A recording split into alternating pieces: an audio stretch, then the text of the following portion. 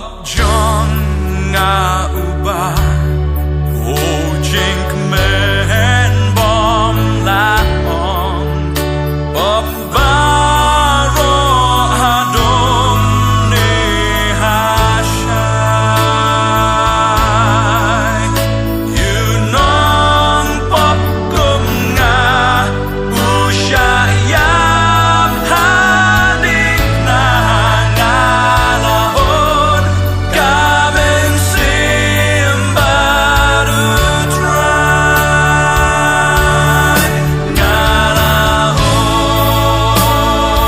Ngalahon Kaming sim Ngalahon Kaming simbaru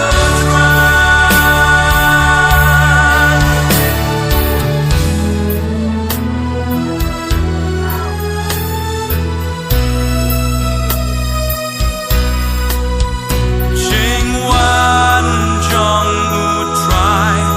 Ai ai ap da ching en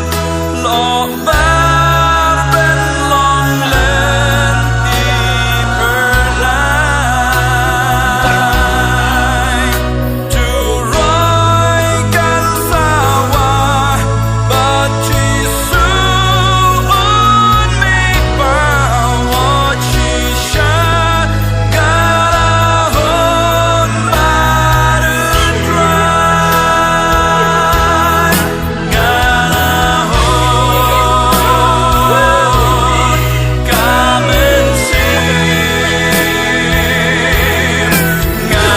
Ngalahon Kaming sim baru dry Ngalahon Kaming sim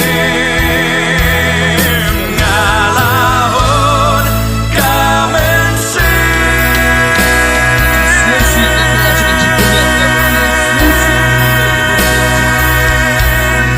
baru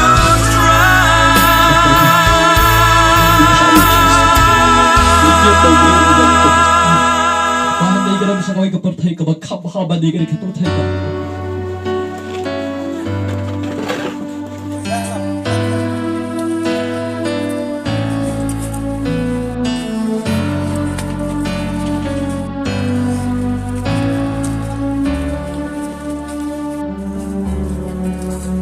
Jing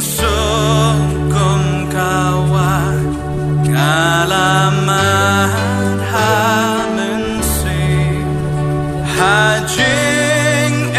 ngayeng ngam kuslai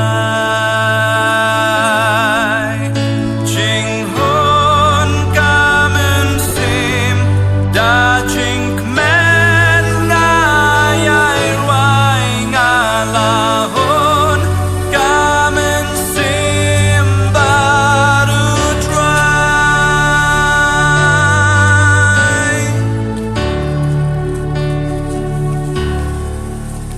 Bob John nga ubah